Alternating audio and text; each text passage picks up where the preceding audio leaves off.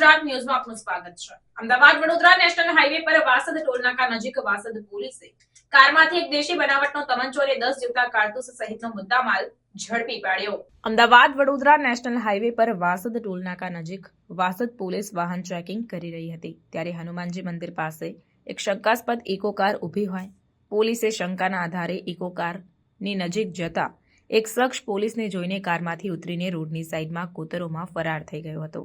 જેથી પોલીસે કારને કોર્ડન કરી તપાસ કરતા કારમાં ડ્રાઈવર તેમજ બાજુની સીટમાં એક શખ્સ બેઠો હતો, જ્યારે પાછળની સીટમાં 2 મહિલાઓ અને નાના બાળકો બેઠા હતા, જેથી પોલીસે ડ્રાઈવર અને આગળની સીટમાં બેઠેલા શખ્સોની પૂછપરછ કરતા તેમણે કાર ચાલકે પોતાની ઓળખ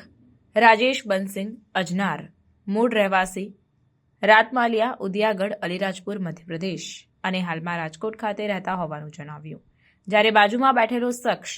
સવલસિંહ દુકાલાભાઈ બામણિયા જે હાલમાં મોરબી રહે છે અને મૂળ મધ્યપ્રદેશનો હોવાનું જણાવ્યું, જ્યારે પોલીસને જોઈને ભાગી ગયેલો શખ્સ કેસરસિંહ દુકાલાભાઈ બામણિયા મૂળ મધ્યપ્રદેશનો હોવાનું જાણવા મળ્યું અને તે સવલસિંહનો સગો ભાઈ હોવાની ઓળખ આપી। પોલીસે કારની તપાસ કરતા કારમાંથી એક દેશી બનાવટનો તમંચો અને 10 જીવતા કારતૂસ મળી આવતા પોલીસે તમંચો, કારતૂસ અને 3 મોબાઈલ ફોન, ઇકો કાર સહિત 3.23 લાખનો મુદ્દામાલ કબજે કર્યો, તેમજ આ હથિયાર ક્યાંથી લાવ્યા હતા,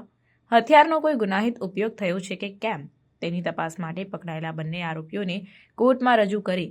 3 દિવસના રિમાન્ડ મંજૂર કરી વધુ તપાસ હાથ ધરી છે। તારીખ 26/1/2025ના રોજ 26મી જાન્યુઆરી નિમિત્તે નાઇટ રાઉન્ડ દરમિયાન જિલ્લામાં અલગ અલગ જગ્યાએ વાહન ચેકિંગ હાથ ધરવામાં આવેલું, જેમાં વાસદ પોલીસ દ્વારા